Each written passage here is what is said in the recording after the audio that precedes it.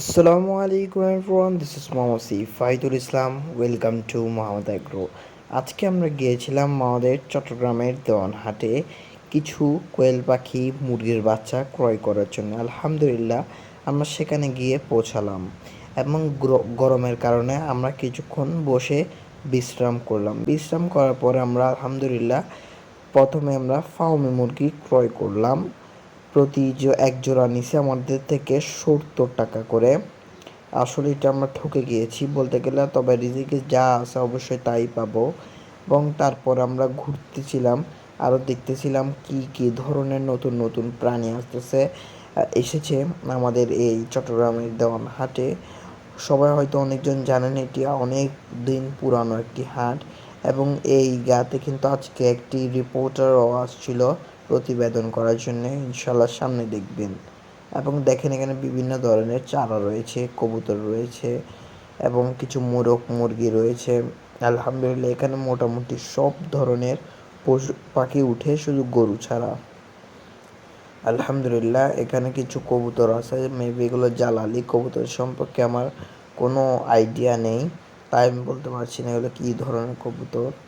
তো তারপর আমরা দেখেন আরও অনেক জাতের কবুতর এখানে আছে, এবং দেখেন এখানে ককাটেল, টিয়া পাখি, আরও কী কী ধরনের পাখি আছে আল্লাহ গোফরনে জানে, আসলে আমার জানা নেই ততটা। এবং এখানে দেখেন কিছু বাসলিকার আছে। আলহামদুলিল্লাহ এখানে মাশাআল্লাহ খুব সুন্দর করে সারিবদ্ধভাবে মানুষজন বসে বসে বিক্রি করতেছে, এবং উন্মুক্ত হাঁচিল, কোনো হাঁচিল টাচিল কিছু নাই। অনেক হাটে আবার হাঁচিল আছে, তবে এই হাটে কোনো হাঁচিল নাই। আলহামদুলিল্লাহ দেখেন আরও কত সুন্দর সুন্দর প্রাণী, কেউ মাশাআল্লাহ বলতে বলবেন না। এবং আমরা ঘুরতেছিলাম আরও কী কী নেওয়া যায়, এবং সামনে চোখ পড়লো, আমরা আলহামদুলিল্লাহ দেখলাম কিছু কক মুরগি, এবং সেগুলোর দিকে আমরা যাচ্ছিলাম। এবং হঠাৎ করে তখন দেখি বেসিং হাঁস, যেগুলো কিছুদিন আগে বিসমিল্লাহ এগ্রো একটা ফার্ম করছিল বিসমিল্লাহ এগ্রোর। এবং তারপর আমরা আবারও ফার্ম মুরগি নিয়ে আমরা সুন্দর করে তাকে টাকাটি দিয়ে দিই, এবং টাকাটি পেয়ে তিনি অনেক খুশি। এবং আসলে আমরা রিজিকে যা আছে অবশ্যই তাই হবে। তারপরে আমরা আবার কিছু মুরগি কিনলাম, এগুলো হলো এগুলো হলো ব্রাউন কক, এগুলোর প্রতি পিস পড়ছে হলো 10 টাকা করে।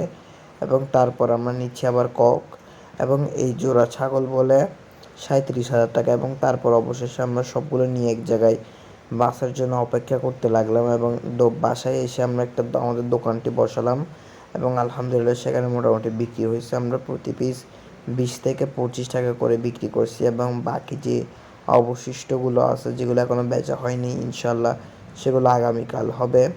তো সেগুলো ইনশাল্লাহ আমরা আমাদের বাসায় রেখে দিলাম। সবাই আমাদের জন্য এবং আমাদের খামার জন্য দোয়া করবেন। আসসালামু আলাইকুম, আল্লাহ হাফেজ।